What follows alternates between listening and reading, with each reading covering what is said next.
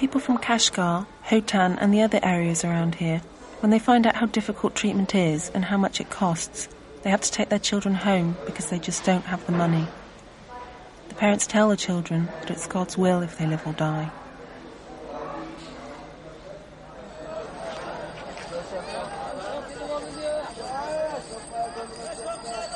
Since the mid-1980s, the Chinese government has encouraged thousands of tourists to visit the region.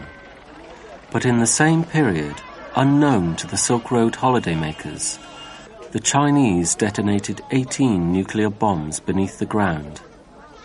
They claim that they are safe, but radiation from those tests is known to have escaped into the atmosphere. Fallout was detected in neighbouring countries and even as far away as Japan. 5 weeks into our trip, we hear from Anwar again. He's made another crucial breakthrough. We rush back to Urumqi.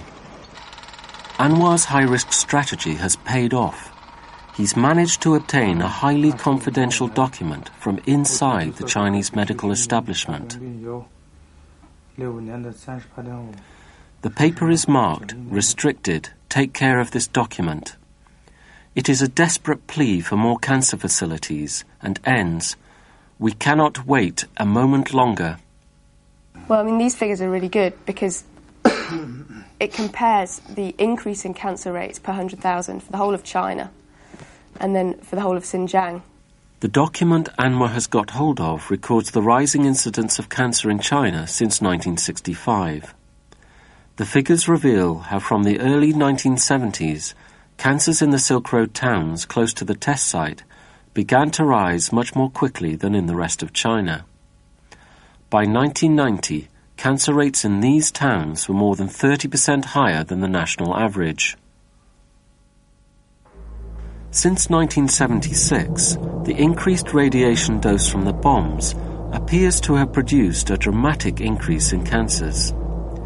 The number of cancers in the Silk Road towns increases even faster as more tests are carried out. These statistics amount to a chilling demonstration of the effects of the radiation on the people who live there.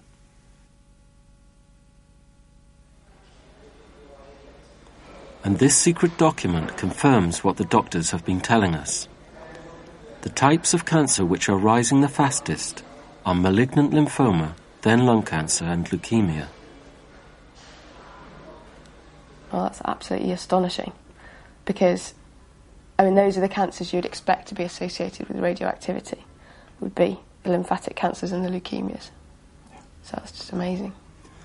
Over the years, China has built a wall of secrecy around its nuclear tests. Scientists denied any health effects. Doctors could not research the effects.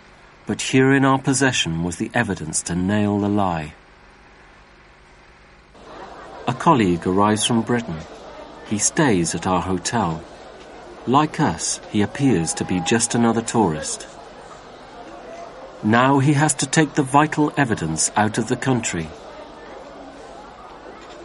For the past 6 weeks, Anwar has run the daily risk of being informed on. It's time for him to get out. As he leaves, he knows he'll never be able to return to China again. At Beijing airport, he was strip-searched and interrogated for hours. But because he wasn't carrying any evidence, they eventually let him go.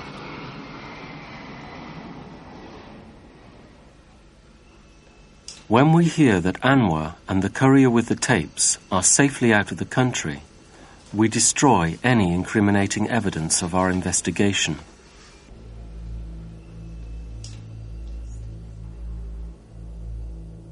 At the end of our so-called tourist trip, we and the other travellers can leave.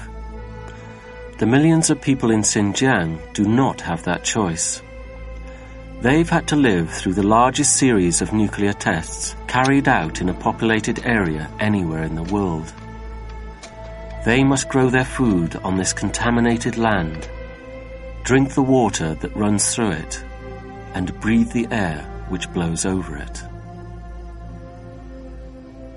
And one of the worst things is that people there are so aware of what's going on. Everybody talks about it. Everybody knows about it. The doctors all seem to know about it. And they're not allowed to say anything. They're not allowed to protest. And the doctors aren't allowed to do any research into the subject at all. It's all undercover. It's all secret. And that's one of the worst things. While the Chinese government continues to hide the appalling truth of its nuclear tests, like this 17-year-old girl, countless thousands are suffering the cruel consequences. This winter my daughter really suffered from the pain. Because she couldn't bear it, she kept saying, "Maybe we should cut my legs off. I really can't bear the pain anymore." I didn't know what to do. I tried to hold her, comfort her. One time she even said goodbye to us.